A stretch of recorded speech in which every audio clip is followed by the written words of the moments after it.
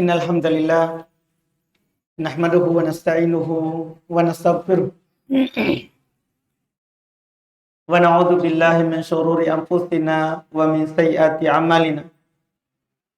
May yahdihillahu fala mudilla lahu wa may yudlil fala hadiyalah. Asyhadu an la ilaha illallah wahdahu la syarikalah wa asyhadu anna Muhammadan abduhu wa rasuluh sallallahu alaihi wa ala alihi wa ashabihi wa man tabi'ahum bi ihsan ila yaumiddin, amma ba'd. Kaum muslimin wal muslimat jamaah salat maghrib rahimani wa rahimakumullah. Alhamdulillah, pada malam hari ini kita melanjutkan kajian tauhid, pelajaran akidah, keyakinan.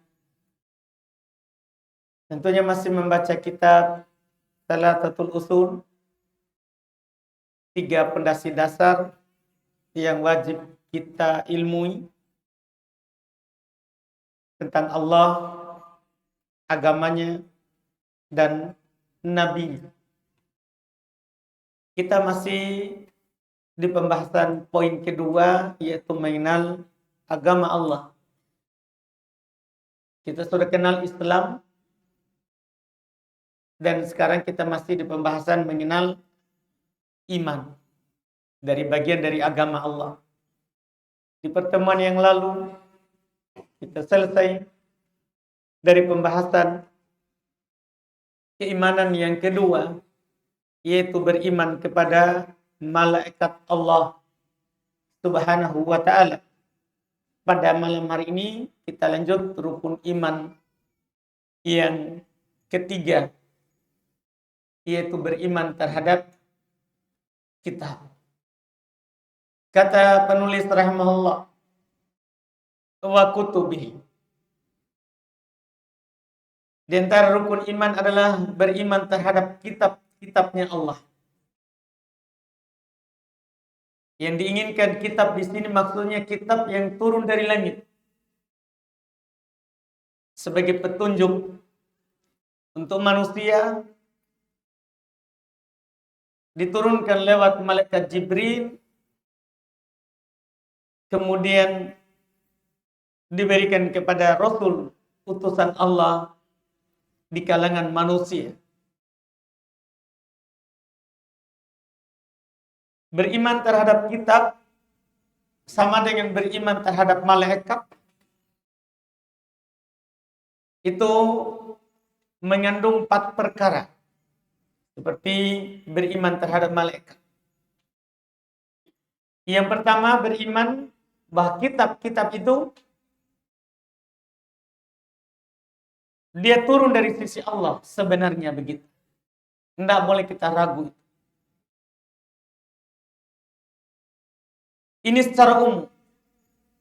Semua kitab yang kita tahu namanya atau kita tidak tahu, disebutkan namanya di Quran atau kita tidak disebutkan, kita wajib percaya bahwa itu semua adalah turun dari Allah. Itu keimanan yang pertama terhadap kitab. Yang kedua, kita beriman secara umum terhadap yang disebutkan kepada kita namanya, dan kita juga beriman secara khusus terhadap kitab yang diturunkan kepada kita sebagai umat Islam. Itu kita beriman dengan Taurat, Injil, Zabur. Kita beriman itu secara umum. Semua itu dari Allah, yang kita tahu namanya. Demikian pula yang kita tidak tahu namanya. Kemudian setelah itu kita beriman secara khusus terhadap kitab yang diturunkan untuk kita.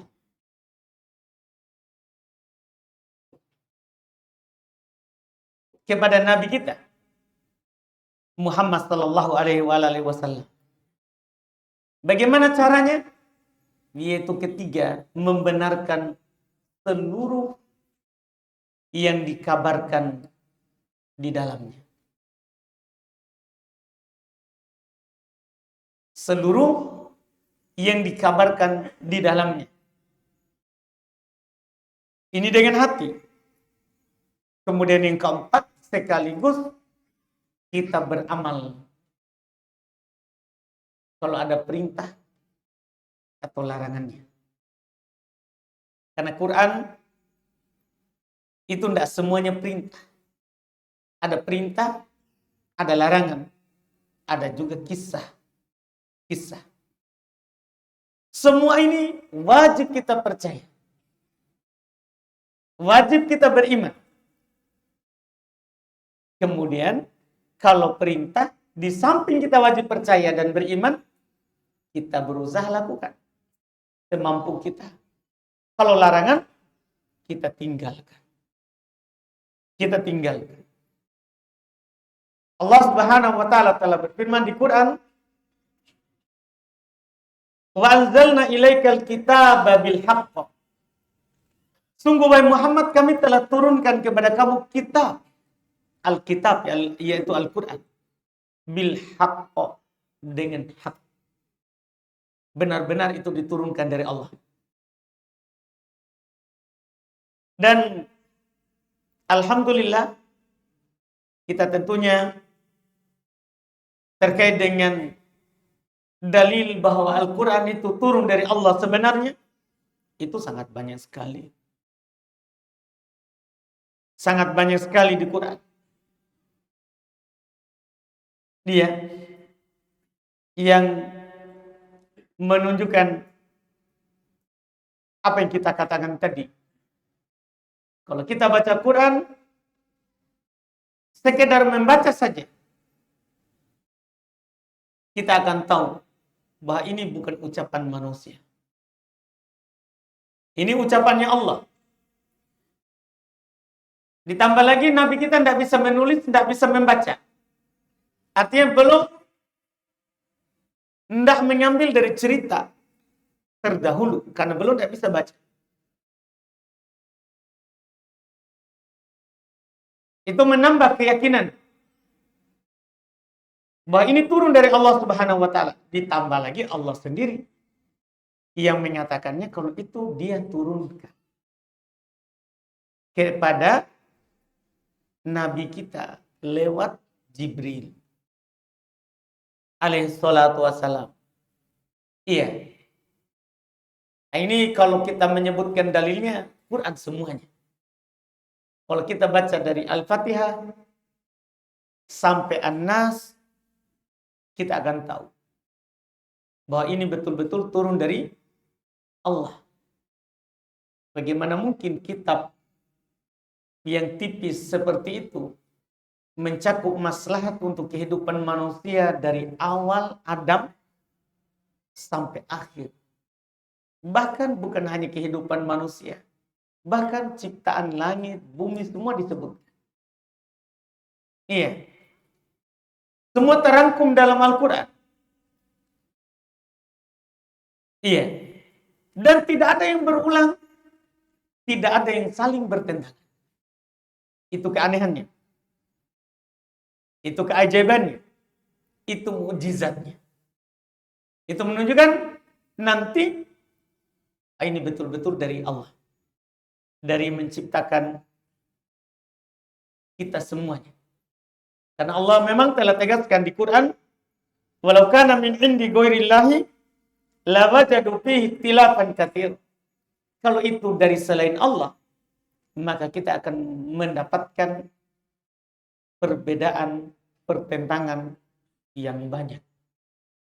Karena kadang kita manusia hari ini berucap begini, besok lain lagi, lusa kita sudah lupa. Sehingga keluar lagi ucapan baru. Tapi ini yang menurunkannya tidak pernah lupa. Tidak pernah lupa. Tidak pernah tidur. Bahkan tidak pernah ngantuk. Kita baca semua kan di surat Al-Baqarah ayat kursi. La ta'khudhuhu sinatun wala naum. Tidak pernah dihinggapi yang namanya ngantuk. Apalagi tidur. Iya. dan tidak pernah lupa. Tidak pernah lupa Allah Subhanahu wa ta'ala. Makanya sempurna zatnya Allah dan sempurna alamnya. Ini tidak diragukan lagi.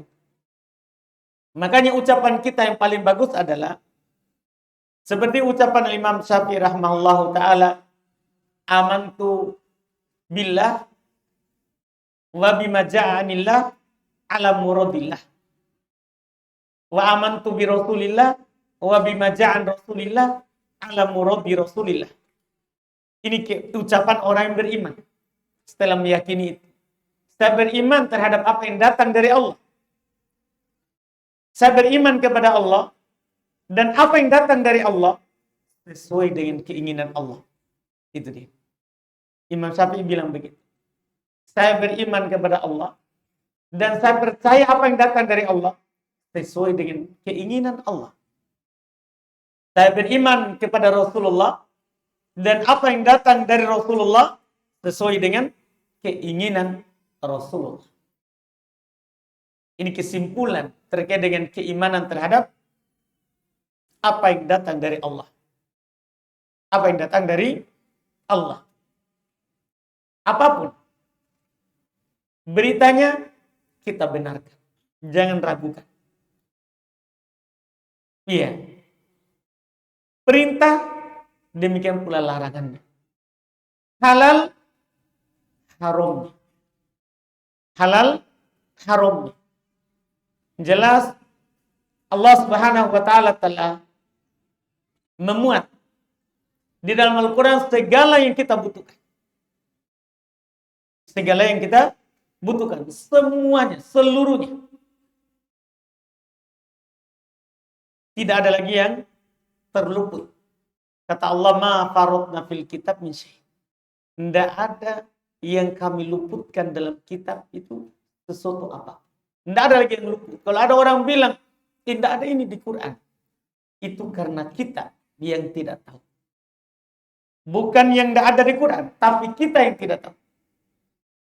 Kita yang tidak punya ilmunya. Yang belum dapat ilmunya. Itu harus kita pahami. Dan penjelasan kesempurnaan apa yang dijelaskan dalam syariat itu bukan hanya di pembahasan tauhid saja. Banyak kita butuh belajar fikih.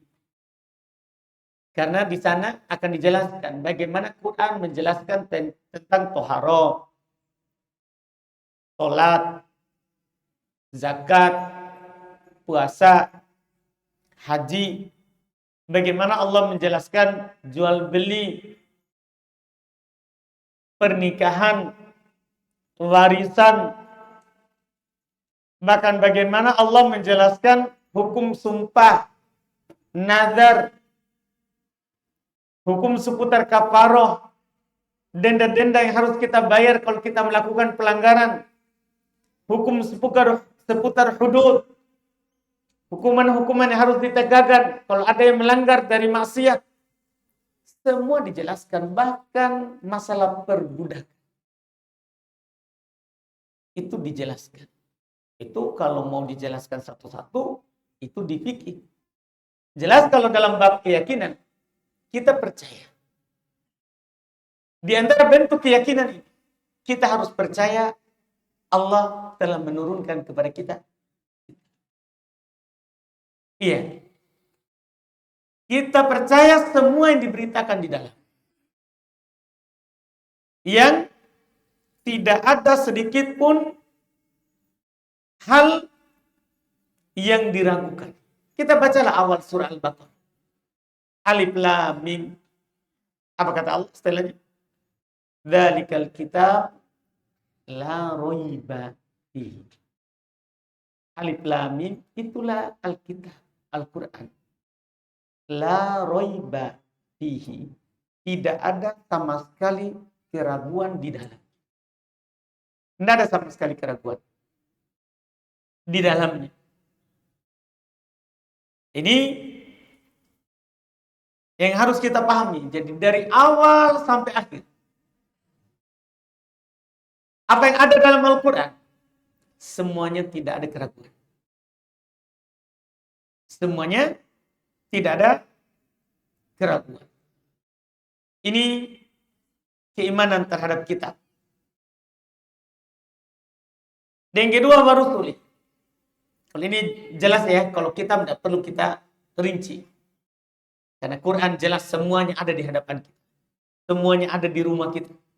Bahkan sekarang semuanya ada di HP kita. Kita bisa baca bagaimana keajaiban Al-Quran. Yang kata Nabi tidak pernah bosan itu orang membaca. Kalau kita baca berita, baca buku lain, bukan Quran.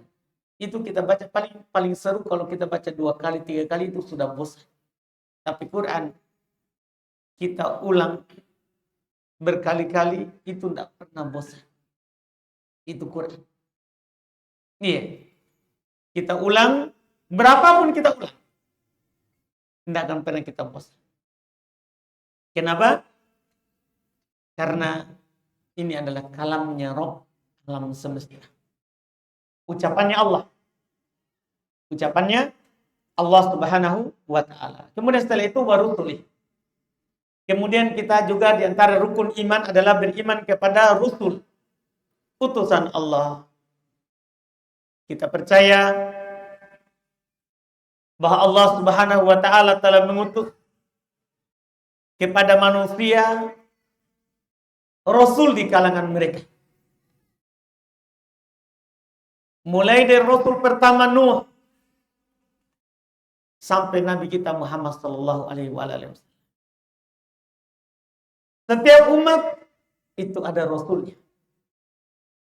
Allah berfirman, "Walaqad ba'atsna fi kulli ummatin rasulan an i'budullaha wajtanibut taghut." Sungguh kami telah mengutus pada setiap umat seorang Rasul untuk menyerukan sembahlah Allah, tinggalkan taghut, sesembahan selain Allah. Juga Allah berfirman, "Wa in min ummatin illa khala fiha nadhir." Tidak ada satu umat pun kecuali sudah berlalu padanya pemberi peringatan. Termasuk kita. Secara khusus diutus kepada kita seorang Rasul yang bernama Muhammad. Kata Allah, "Maka Muhammadun aba ahadim min rijalikum, walakin Rasulullah wa khataman nabiyyin." Muhammad itu bukanlah bapak salah seorang dari kalian. Akan tetapi dia itu adalah utusan Allah dan penutup para nabi. Ini jelas sekali. Ini yang disebutkan oleh Allah Subhanahu wa ta'ala di dalam Al-Quran. Bahwa Allah telah menjelaskan kepada kita Muhammad itu adalah Rasulnya. Muhammad itu adalah penutup para nabi dan para rasulnya. Penutup para nabi dan para rasulnya. Ini kita harus percaya. Harus kita percaya. Dan telah diturunkan kepada beliau tadi kitab.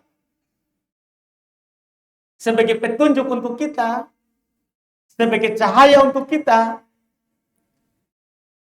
Dan bersamaan dengan itu kita juga harus meyakini bahwa Nabi kita adalah manusia. Tidak punya hak untuk diibadahi sedikit pun. Karena jangan sampai kita menganggap beriman kepada beliau bahwa beliau adalah Rasul Allah terus kita berlebihan. Sampai menjadikan beliau sebagai sembahan.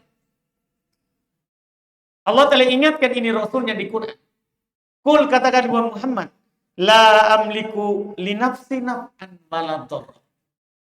Katakan wahai Muhammad kepada mereka, saya tidak memiliki untuk diriku manfaat, tidak pula dharar. Ini Quran. Demikian pula di ayat yang lain Allah juga katakan begitu. Qul, katakan Muhammad juga, inni la amliku lakum dharran wala rasada. Katakan wahai Muhammad, saya tidak memiliki untuk kalian dharran, bahaya, wala rosyada, tidak pula hal yang merupakan petunjuk. Tidak punya itu. Bahkan dalam hadis yang diriwayatkan oleh Imam Al-Bukhari dan Imam Muslim, kata Nabi sallallahu alaihi wasallam, "Innama ana basyarum mithlukum." Saya ini manusia seperti kalian. Ansaka matansau. Saya lupa sebagaimana kalian juga lupa. Fa idza nasitu fadzakiruni. Kalau saya lupa, ingatkan. Ini Nabi. Jadi jangan sampai kita berlebihan. Karena beliau Rasul, kita pergi sembah. Kita pergi berdoa. Tidak boleh diangkat seperti itu. Tidak boleh diangkat melebihi kedudukannya. Jadi wajib kita percaya beliau adalah utusan Allah. Beliau adalah Rasul di tengah kita. Yang harus kita terima apa yang beliau perintah dan beliau larang, kita tinggal. Allah berfirman, "Wa ma atakumur rasul fakhudhu wa ma nahakum anhu fantahu." Apa yang dibawa oleh Rasul, ambil. Dan apa yang dilarang oleh Rasul, tinggalkan. Itu kita. Itu tugas kita. Bukan menyembah Rasul, tapi kita percaya beriman kepada beliau. Dengan bentuk bagaimana? Tasdiqu fima, membenarkan apa yang beliau sampaikan ke kita. Apa yang beliau bawa, benarkan. Iya, itu tugas kita sebagai umatnya. Ini yang disebutkan oleh Allah Subhanahu wa taala, demikian pula Nabi Muhammad sallallahu alaihi wasallam. Dan terkait dengan para rasul, para nabi Allah, seperti beriman terhadap malaikat, beriman terhadap kitab, sama modelnya. Yaitu yang kita tahu namanya, kita beriman secara khusus namanya. Oh, ada Nabi Allah, Rasul Allah yang bernama Nuh, kita percaya. Bernama Musa, bernama Isa, kita percaya. Ibrahim, kita percaya. Dan apa yang tidak disebutkan kepada kita namanya, kita imani secara umum, secara global. Karena para Rasul itu ada yang Allah kisahkan di Quran, dan ada juga yang Allah tidak kisahkan. Ada juga yang Allah tidak kisahkan. Jadi apa yang Allah kisahkan, kita beriman terhadapnya. Dan apa yang Allah Subhanahu wa taala tidak kisahkan, ya, kita juga percaya bahwa Allah memiliki nabi dan rasul yang diutus kepada generasi-generasi manusia. Kata Allah di Quran, "Walaqad arsalna rusulan min qablika minhum man qasasna 'alaik wa minhum man lam naqsus 'alaik." Ini kata Allah di surah Ghafir. Sungguh kami telah mengutus para rasul sebelummu. Di antara mereka ada yang kami kisahkan kepadamu. Ketika Allah kisahkan kepada Nabi Muhammad, Nabi sampaikanlah ke kita umatnya. Dan di antara mereka, kata Allah, ada yang kami tidak kisahkan. Makanya jangan dibatasi itu para Nabi dan para Rasul. Karena ada yang Allah tidak kisahkan. Jangan langsung pergi ambil kesimpulan, oh Nabi itu hanya sekian jumlahnya, Rasul itu sekian. Nah, karena Allah bilang, ada yang kami tidak kisahkan. Ada yang kami tidak kisahkan. Ini kita. Tapi secara khusus, Nabi kita Muhammad SAW. Sekali lagi begitu. Nabi dan Rasul lain, itu kita beriman secara umum. Nabi Muhammad, itu kita imani secara khusus. Karena kita tidak dianggap beriman, kalau kita tidak percaya secara khusus Nabi kita dengan bentuk mengamalkan syariatnya, berhukum dengan hukum yang disebutkan di dalam syariat. Kata Allah, "Fala wa rabbika la yu'minun hatta yuhaqqimuka fima syajara bainahum."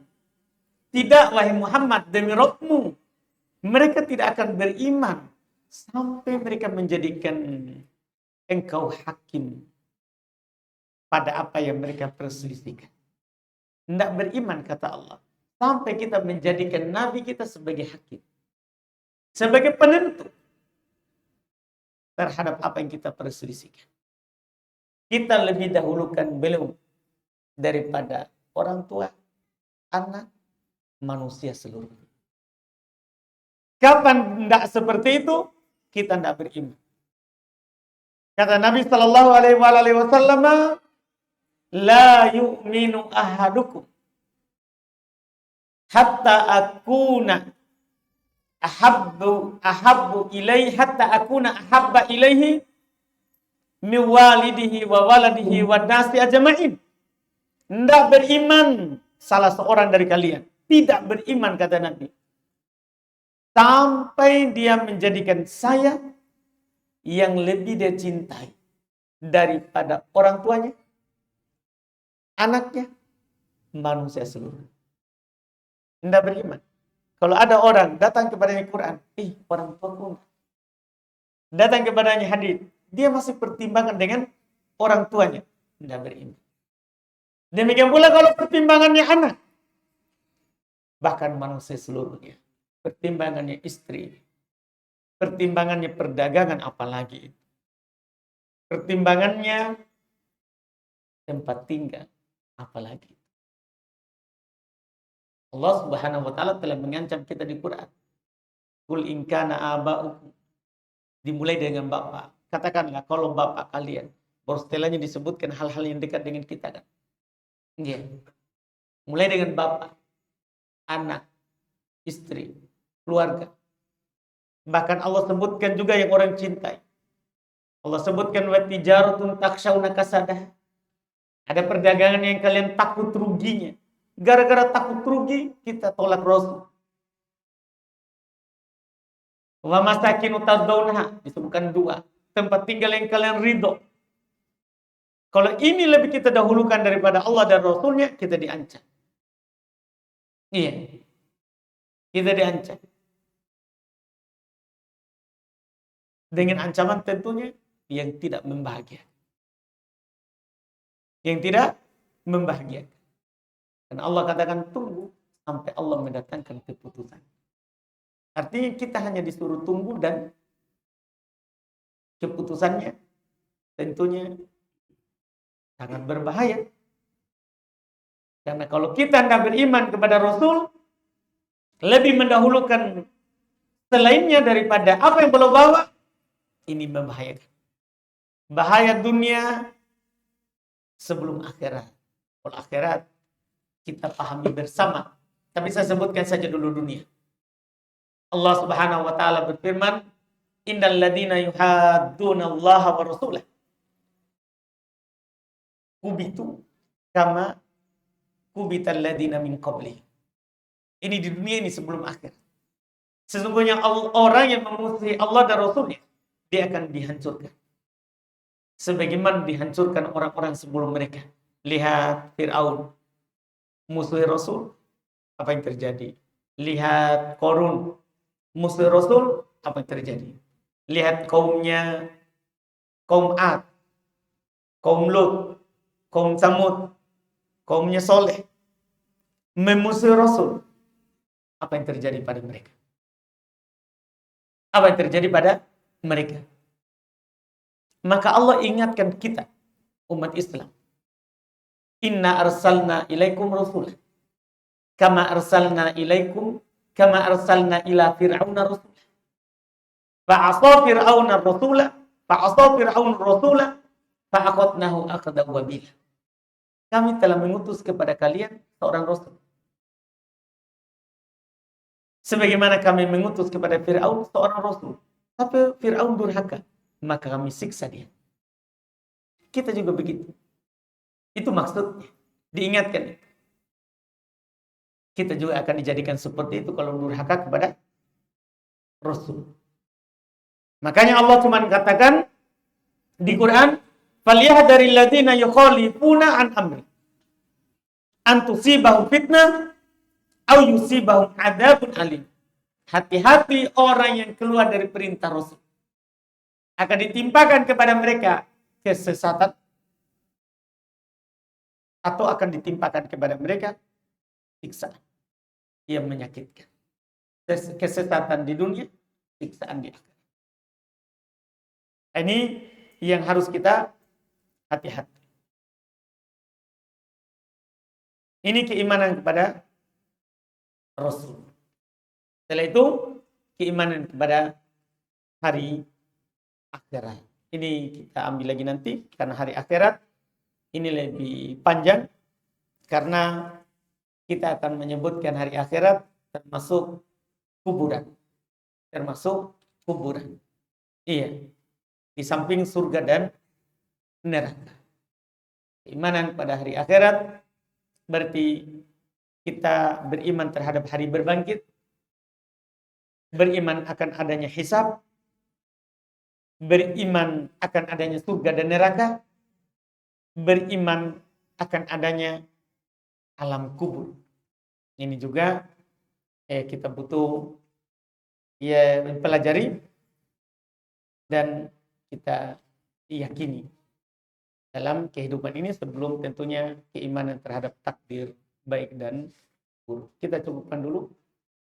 Kita masuk di tanya jawab.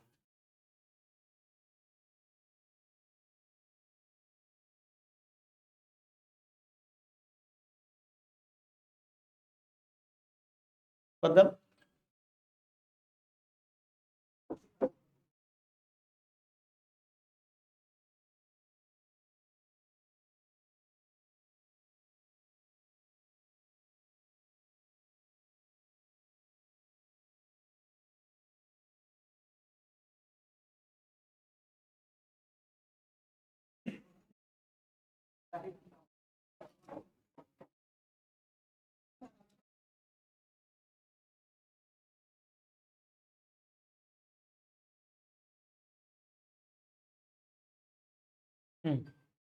Makanya kata Nabi, kalau bapak bingung, kata Nabi, "Da ma yaribu ila ma la yaribu." Tinggalkan yang membingungkan kepada apa yang tidak membingungkan. Dan tinggalkan itu kelompok.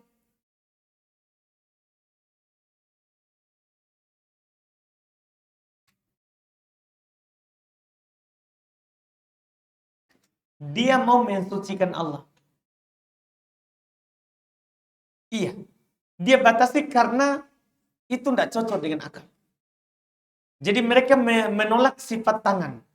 Misalnya, Pak, contoh ini.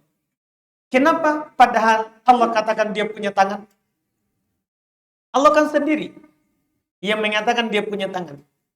Bal yadahu mabsuutatan. Ketika orang Yahudi mengatakan gullat aidi, ketika mereka mengatakan yadullahi maglulah, tangannya Allah itu terbelenggu. Allah bantah mereka, gulat aidihim, tangan mereka yang terbelenggu. Bal yadahu mabsuutatan. Bahkan kedua tangan Allah terbuka. Allah sebutkan dirinya, ini pertanyaan dari awal. Allahu Akbar. Ya. Jadi Allah sebutkan di Quran, Allah punya tangan. Dua. Dan juga Allah Subhanahu wa taala menyebutkan ketika menciptakan Adam. Allah berkata kepada iblis, disebutkan di Quran, "Ma mana'aka an tasjuda lima khalaqtu biyadayya?" Apa yang menghalangimu untuk sujud kepada apa yang saya ciptakan dengan tanganku? Kan Allah sandarkan tangannya kepada dirinya. Juga Nabi SAW bersabda, "Innallaha yabsutu yadahu bil-lail li yatuba musi'an nahar." Allah membuka tangannya di malam hari. Jadi Nabi menetapkan Allah punya tangan, tapi mereka tidak tetap. Apa motivasinya? Dia bilang begini, Pak, kalau kita katakan Allah punya tangan, nanti akan sama dengan tangannya kita. Ini sudah, ini dia, Pak.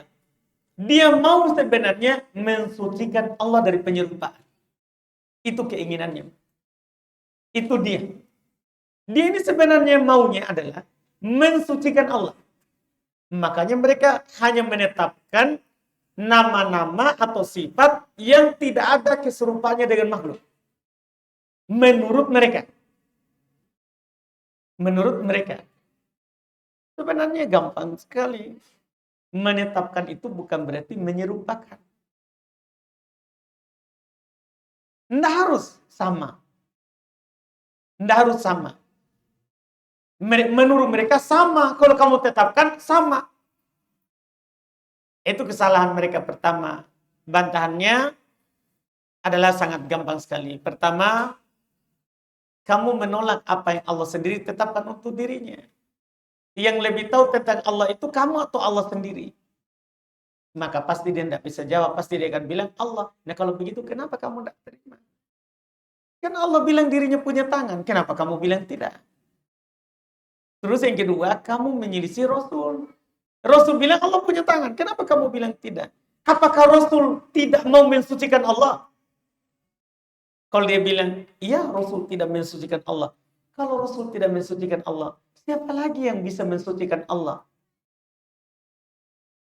Berarti kamu menganggap dirimu lebih suci daripada Rasul. Wah, terlalu berani. Tidak ada orang berakal berkata begitu. Jadi gampang bantahannya seperti itu. Jadi kalau kita bertanya, apa motivasinya? Mau mensucikan Allah.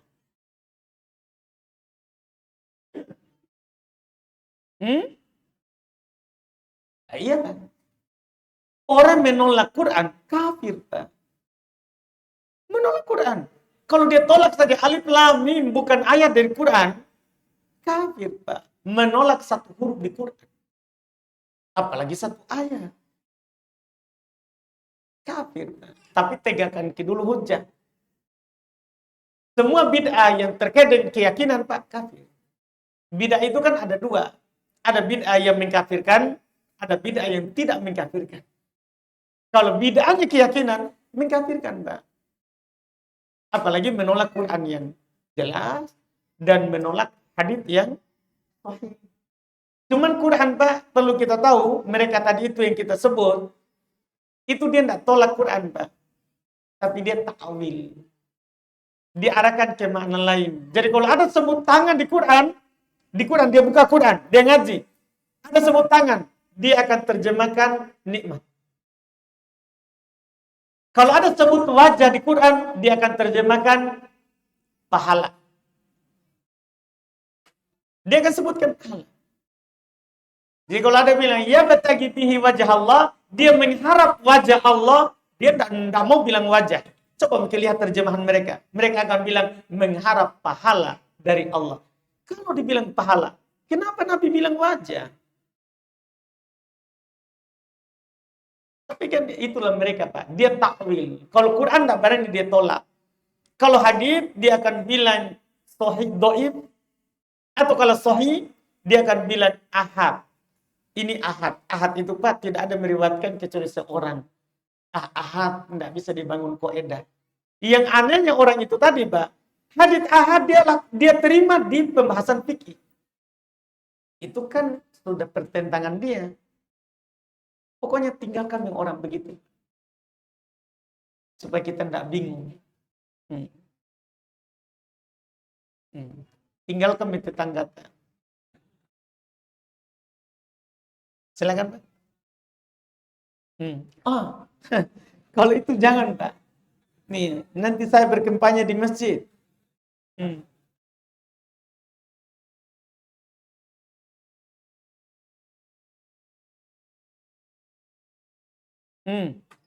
Nggak tahu, Pak. Iya. Iya.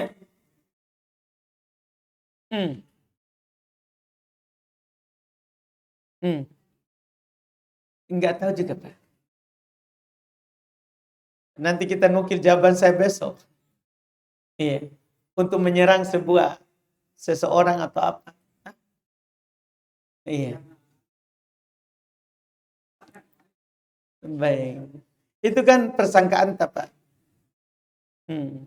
Hati-hati gitu sekarang, Pak. Jangan sampai kita korban TikTok. Iya, Pak. Kan sekarang apa-apa begitu, Pak.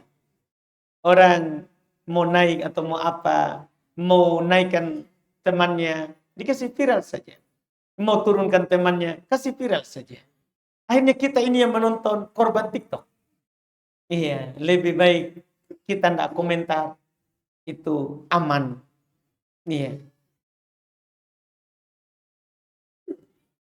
Bagaimana sikap kita bila ada ummahat yang telah memfitnah atau menuduh langsung dengan tuduhan yang tidak benar tanpa dia tabayun terlebih dahulu? Iya, kalau bisa kita menasehati, kita nasehati, itu sikap. Iya. Kalau tidak bisa dinasehati, maka doakan hidayah untuknya. Ingkari dalam hati. Itu kan dikatakan oleh Nabi SAW kepada kita sebagai umatnya. Man ra'a minkum munkaron, dalam hadits Abu Sa'id Al-Khudri. Man ra'a minkum munkaron falyughayyirhu biyadihi. Siapa di antara kalian melihat kemungkaran, ubah dengan tangan. Kalau mampu. Fa illam yastati fabilisani. Kalau tidak mampu, dengan tangan, tidak bisa kita cegat. Maka dengan lisan, ucapan. Kalau mampu juga. Fa illam yastati, kalau tidak mampu lagi, fa biqalbi. Cukup hati. Kita ingkari, ini salah, ini perbuatan. Tidak boleh begitu. Itu yang kita lakukan. Dan tidak ada lagi lebih rendah daripada itu. Tidak ada lagi lebih rendah daripada itu. Ustaz, kalau Ramadan, kalau sudah Ramadan, sedangkan bacaan Quran belum khatam, bolehkah saya ulang dari awal atau saya lanjut saja? Lalu kalau saya lanjut, apakah saya berdosa, Ustaz? Tidak. Tidak harus kita juga, tidak wajib itu tamat Quran di Ramadan. Ramadan itu adalah bulan Quran, artinya kita sering membaca Quran. Tidak harus tamat, satu surah saja kita baca ulang terus, tidak. Tapi kalau kita baca seluruh Quran, itu lebih bagus. Kita lebih banyak tamatnya, lebih bagus. Kalau kita tadabbur, kita baca pelan dengan tadabbur lebih utama daripada tamat. Jadi jangan sampai salah paham bahwa kalau Quran Ramadan harus selesai. Iya, enggak. Tapi di Ramadan kita dianjurkan untuk banyak beramal. Banyak beramal, apalagi membaca Al-Quran. Kan tidak ada yang lebih utama lagi daripada zikir, daripada membaca Al-Quran.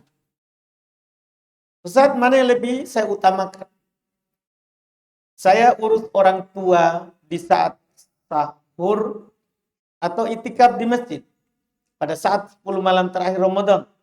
Karena saya iri sama teman yang itikaf di masjid. Lebih utama rawat orang tua. Lebih utama rawat orang tua. Karena itikaf hukumnya sunnah. Sementara merawat dan menjaga orang tua itu hukumnya wajib. Hukumnya wajib. Iya. Dan tujuan daripada itikaf itu kan supaya dapat Lailatul Qadar. Dan kita untuk mendapat Lailatul Qadar tidak harus kita di masjid, tapi sunnah kita itikaf karena pasti kita dapat. Kalau kita itikaf 10 malam terakhir, itu pasti kita dapat Lailatul Qadar, kan begitu. Makanya dianjurkan itikaf karena untuk menyiapkan diri mendapat malam Lailatul Qadar. Tapi Lailatul Qadar itu tidak harus didapat di masjid. Kita beramal di malam itu, berbuat baik kepada orang tua, maka kita seperti beramal 1000 bulan. Beramal 1000 bulan. Apakah seorang perempuan bisa safar tanpa mahram? Laki-laki, apakah seorang perempuan bisa safar tanpa mahram laki-laki? Hanya ada mahram perempuan saja. Perempuan bukan mahram. Ya, kenapa hanya ada mahram perempuan? Perempuan itu bukan mahram. Mahram itu laki-laki. Dan ini pertanyaan, dia bilang hanya ada mahram perempuan. Tidak mungkin. Jadi kita lahir dari perempuan saja. Tidak ada bapak tak. Ya kan? Tidak ada om tak. Kan begitu. Iya. Kecuali kalau memang kita sudah. Tidak ada lagi bapak. Mana? Sudah meninggal. Om tidak ada juga, anak satu-satu bapak. Saudara tidak ada, kita juga anak satu-satu. Misal, terus kita belum menikah. Kita belum menikah, berarti kan kita tidak ada mahram. Ya jangan pakai bersama. Daerah ke situ saja. Kecuali hal yang kalau kita tidak pergi akan merusak agama, boleh keadaan darurat. Atau akan merusak diri kita akan mati kalau di situ, boleh kita pergi. Walaupun tidak pakai mahram darurat. Atau kalau kita di situ kita bisa gila, boleh kita pergi walaupun kita tidak ada mahram. Atau kalau di situ kita akan hilang kehormatan, boleh kita pergi walaupun tidak ada mahram. Tidak ada masalah. Tidak ada masalah ini kalau memang tidak ada. Karena safar tanpa mahram itu Nabi katakan tidak halal. Perempuan yang hamil 3 bulan pertama tidak melaksanakan puasa di bulan Ramadan karena khawatir akan janinnya. Bagaimana dengan utang puasanya? Apakah cukup membayar fidyah atau mengqadha puasanya? Atau keduanya? Fidyah, qadha. Mohon penjelasannya Ustaz. Dalam hal ini ada silang pendapat. Ada silang pendapat. Yang disebutkan tadi itu tiga, di antara 3 pendapat. Di antara para ulama ada menyatakan dia puas, tidak fidyah. Itu dia qadha. Ada juga mengatakan dia fidyah, tidak qadha. Jadi ada yang mengatakan qadha, tidak fidyah. Ada yang mengatakan fidyah, tidak qadha. Ada juga mengatakan tadi yang kedua-duanya. 3 pendapat. Dia fidyah juga qadha. Dia fidyah juga qadha. Tapi pendapat ini yang paling lemahnya. Karena dia kumpulkan antara pengganti dengan yang digantikan. Fidyah itu kan pengganti dari puasa. Bagi orang yang tidak mampu puasa kan fidyah. Orang tua tidak mampu lagi berpuasa. Orang sakit tidak diharapkan lagi kesembuhannya. Itu kan fidyah, tidak qadha. Tidak qadha. Jadi kalau kita bilang puasa dan juga fidyah, wah ini mengumpulkan 2 itu. Ini paling lemah. Pendapat yang saling tarik menarik adalah yang pertama dan kedua. Dia mengatakan fidyah dan dia mengatakan qadha, tidak fidyah. Itu yang saling tarik menarik dalam masalah ini dan dalilnya sama-sama kuat. Sama-sama kuat. Sebagian ulama mengatakan wallahu a'lam mana yang kuat. Seorang pilih mana yang hati-hati untuknya. Seorang perempuan pilih apa yang membuat dia tidak bermudah-mudahan untuk meninggalkan kewajiban.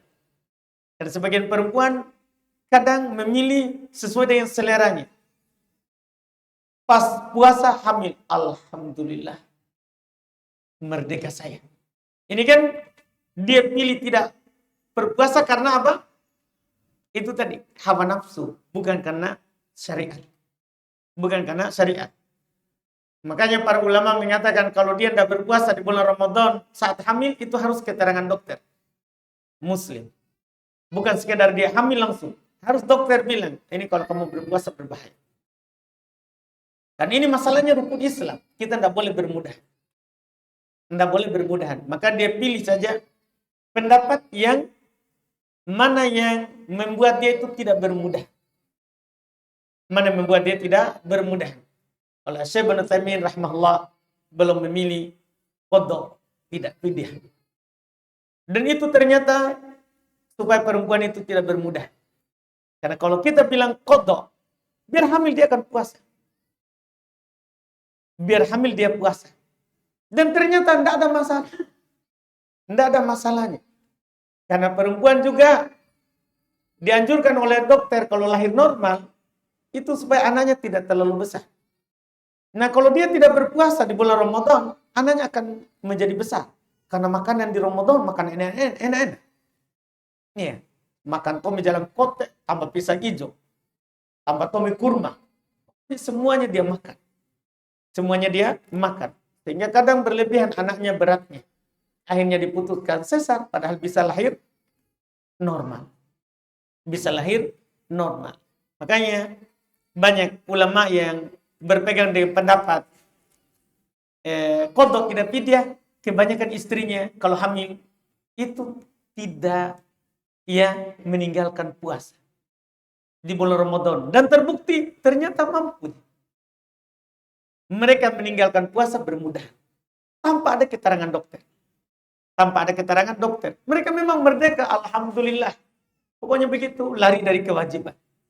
Lari dari kewajiban. Maka pendapat itu kalau Syekh Ibnu Utsaimin belum lebih utamakan. Qadha tidak fidyah. Apakah seorang perempuan telah menikah akan hilang baktinya kepada orang tua karena suami saya tidak mau mengantar saya ke rumah orang tuaku? Curhat di. Meski dalam hal itu untuk menjenguknya dikala sakit, padahal jarak rumah tidak terlalu jauh. Baik, Masya Allah. Jadi ini sebenarnya ada salah paham sedikit saja. Seorang perempuan ketika dia menikah, maka tidak hilang baktinya kepada orang tua. Tidak hilang. Jangan sampai kita bilang hilang. Tidak. Tidak hilang baktinya kepada kedua orang tua. Cuman kalau bertentangan dengan suami, dia dahulukan suami. Dan sekarang suami jadi pemimpinnya. Dia bagikan budak, tawanan di bawah suami. Di bawah suami. Dia tidak boleh kasih masuk orang di rumahnya kalau tidak diizinkan oleh suami.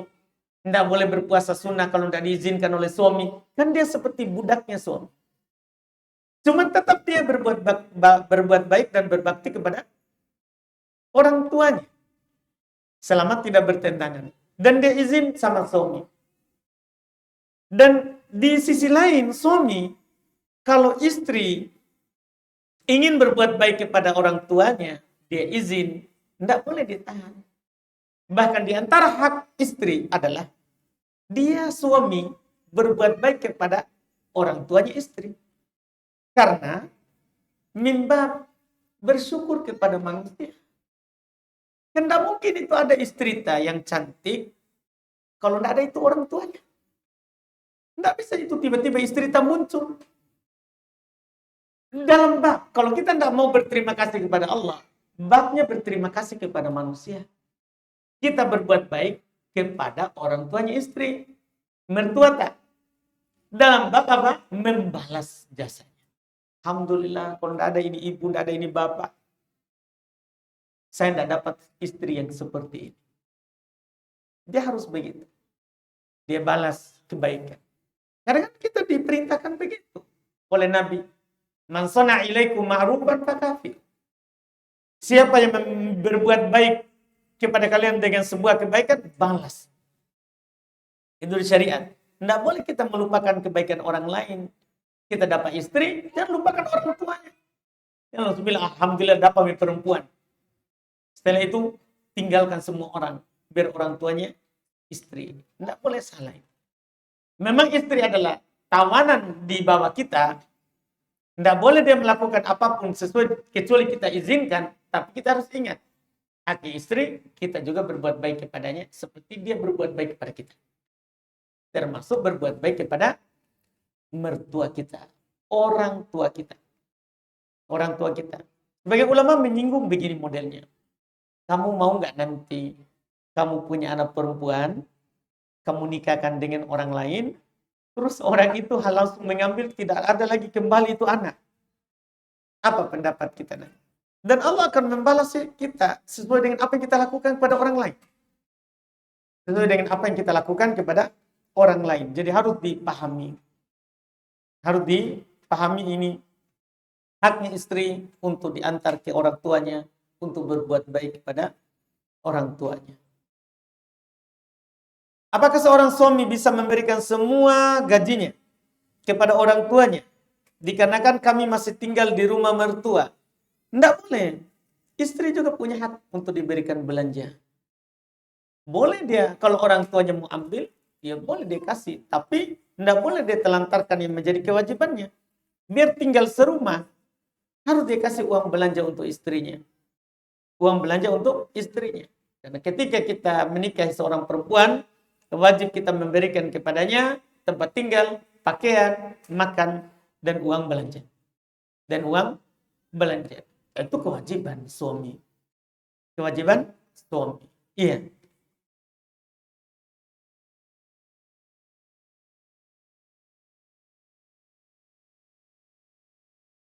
Apakah menantu perempuan wajib membayar utang mertuanya? Tidak. Tidak wajib. Iya. Yang wajib, yang hukumnya itu sunnah, tapi bagi ahli waris. Bukan suami, bukan menantu. Yang sunnah. Tapi sunnah hukumnya tidak wajib. Bagi ahli waris pun sunnah. Kalau mereka kasih makan, dapat. Tapi sunnah dia puasakan. Utang orang tuanya. Utang puasa orang tuanya.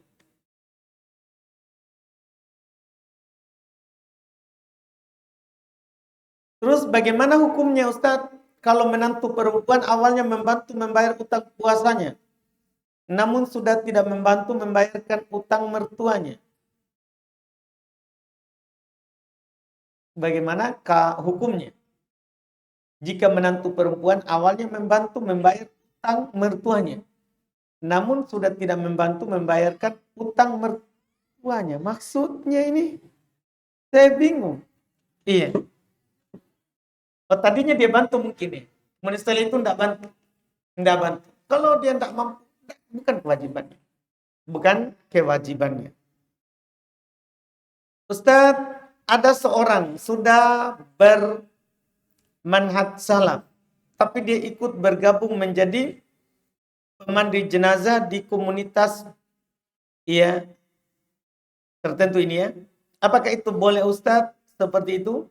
Kalau hanya menyelenggarakan jenazah boleh, tapi nanti kalau akan menyebabkan kita kecondongan hati ke komunitas yang disebutkan, maka jangan ya, maka tidak boleh kita seperti itu. Karena kita tidak dilarang untuk condong kepada orang dolim.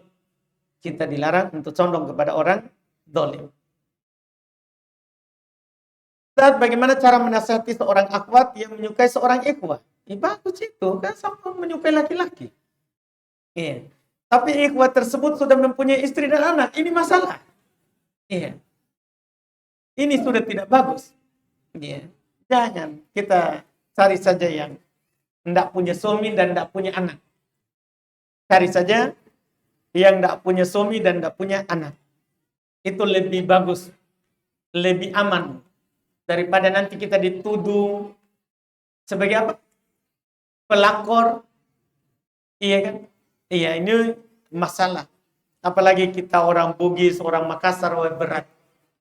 Masalah kita menyukai suaminya orang.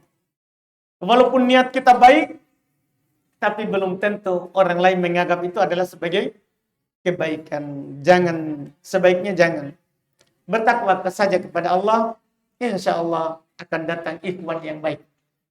Yang belum punya anak dan belum punya istri. Apa maksud farodho? Pada surat Al-Baqarah ayat 245.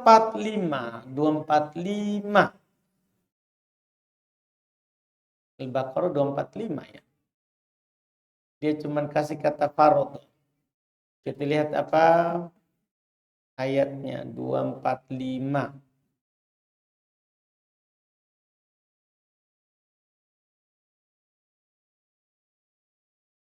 Oh, qorodo bukan farodho ya. Man dalladhi yuqridullaha qardhan hasanan fayudha'ifahu lahu ad'afan katsirah. Yes, saya kira jelas kalau qorodo meminjamkan. Iya. Allah katakan siapakah yang mau memberikan pinjaman kepada Allah. Karena kalau kita bersedekah itu sama dengan kita berikan pinjaman. Kenapa? Karena akan dikembalikan kepada kita. Di dunia ataupun di akhirat. Maka kalau kita mengeluarkan sesuatu, itu kita meminjamkan. Bukan menghanguskan. Ini dimaksud dengan ayat ini adalah anjuran untuk bersedekah. Anjuran untuk bersedekah. Iya. Kan Allah katakan, man dalladhi yuqridullaha qardhan hasana fayudha'ifahu lahu ad'afan katsira. Siapakah yang mau memberikan pinjaman kepada Allah, pinjaman yang baik? dari yang halal, usaha yang halal, maka Allah akan melipat gandakan bayaran kepadanya dengan lipat ganda yang sangat banyak. Itu disebut pinjam. Karena kita akan dibalas dengan yang berlipat ganda. Alhamdulillah, kita cukupkan, semoga bermanfaat. Iya.